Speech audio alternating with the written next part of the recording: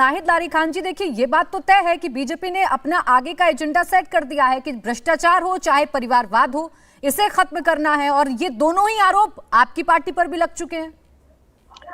देखिए, अगर आप 2024 की एजेंडे की बात करिए तो 2024 का चुनाव जो है उसका एजेंडा स्पष्ट रूप से यह है कि जातिगत जनगणना, जिसकी जितनी संख्या भारी उसकी उतनी भागीदारी होगी। और जातिगत जनगणना के बारे में तो बीजेपी स्पष्ट कर चुकी है, माननीय सुप्रीम कोर्ट में हलफनामा देकर स्पष्ट कर दिया कि जातिगत जनगणना नहीं कराएंगे। लेकिन आज नहीं तो कल देखिए जातिगत जनगणना होगी, ये मुट्ठी भर लोग जो है सत्ता पर काबिज रहे, अब ये और दिन नहीं चलेगा। अब जो पिछड़े दलित है वो जग चुके हैं, अब पिछड़े दलित जो है सत्ता की डोली के सवार बनेंगे और जो मुट्ठी भर लोग हैं वो सत्ता की डोली के कहार बनेंगे, अब ये सवार नहीं बनेंगे। तो जातिगत जनगणना ही 2024 का मेन मुद्दा है। और रही बात जो आप माननीय मोदी जी के भाषण की बात करें थी, देखिए माननीय मोदी जी अगर पीएम के अनुरूप बात करते या सत्य पे आधारित बात करते तो मैं जरूर उनकी बातों पर बात करती।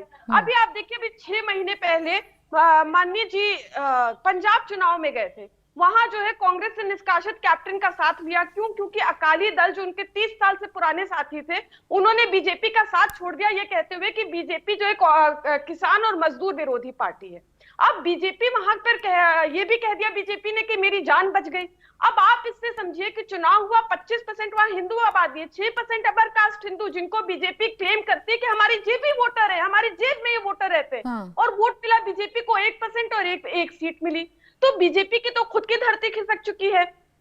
अब आप दूसरी बात जो कर रहे हैं भ्रष्टाचार पर, अरे बीजेपी को तो नाहिद जी, पंजाब के चुनाव को आप याद कर रही हैं, जिस स्टेट से आप आ रही हैं उस स्टेट को भी तो याद कर लीजिए। यूपी में भी तो चुनाव हुआ, वो जमीन यूपी में तो नहीं खिसकी।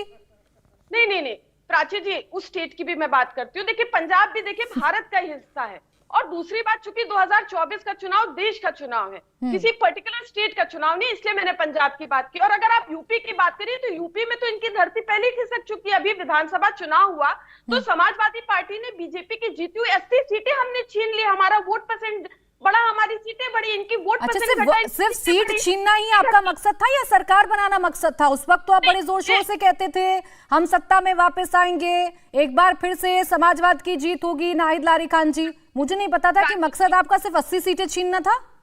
प्राची जी देखिए, ये बात अलग है कि हम सरकार नहीं आ रही हूँ रागी जी।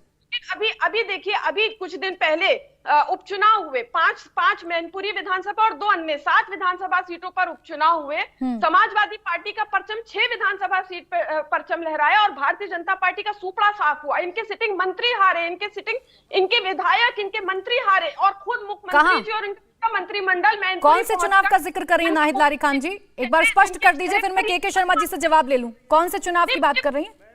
मैं उपचुनाव की बात कर रही हूँ। अभी 2 महीने पहले उपचुनाव हुआ, 2-3 महीने पहले वहां मैनपुरी में तो जो है ऐतिहासिक जीत हुई समाजवादी पार्टी की। मेरे को मैनपुरी छोड़ दीजिए। देखिए इस तरह से ना डिबेट करिए, मैं चिल्लाऊंगी नहीं। नो, मैं देखिए सत्य और वास्तविकता पर आधारित बात करती हूँ। कल रात को मैंने खाना खाया था, दिन भर पानी नहीं पिया, मैं रोजे से हूँ, मैं इस वक्त चीखूं चिल्लाऊंगी नहीं। कोई डिस्टर्ब नहीं करेगा नाहिद लारी जी, कोई डिस्टर्ब नहीं करेगा।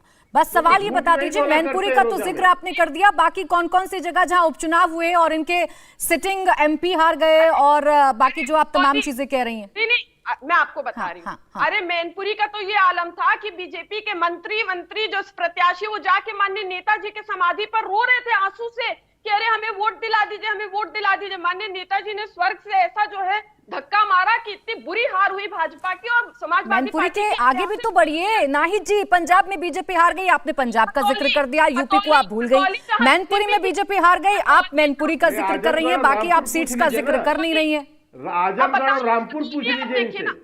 शर्मा जी देखिए, इस तरह मत आजमगढ़ और रामपुर का भी तो बताइए। बड़ी प्रवक्ता है, भाई समान है मेरे, थोड़ा लिहाज रखिए, आपको मौका मिलेगा बात करने का।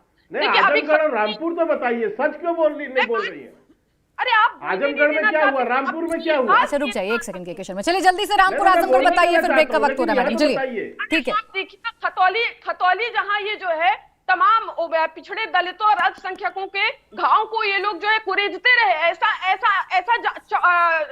झन्नाटेदार जो है वोटों के माध्यम से जनमानस ने इनको जो है झटका दिया, वहां पे बीजेपी हारी। ठीक और है। अगर आप भ्रष्टाचार की बात करें, एक सेकंड और दे फिर मैं अपनी बात खत्म करूं। भ्रष्टाचार की बात करें, अरे भ्रष्टाचार के मामले में तो खुद बीजेपी कंट कंट तक डूबी है। इनके एक राष्ट्रीय अध्यक्ष जी के बारे में बताया जो रंगे हाथों लाखों रुपए रिश्वत लेते पकड़े गए थे पीएम से काम कराने के नाम पर।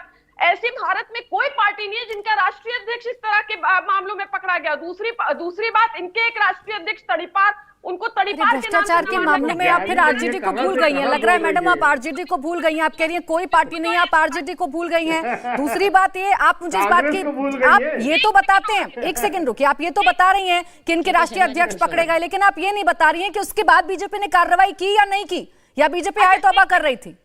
अच्छा एक सेकंड और दे दीजिए। अभी देखिए तेलंगाना में जहां जो है माननीय जी बहुत मुट्ठी भर सभा को संबोधित कर रहे हैं, इससे बड़ी सभा तो सपा के वार्ड अध्यक्ष जो है ऑर्गेनाइज कर लेते हैं।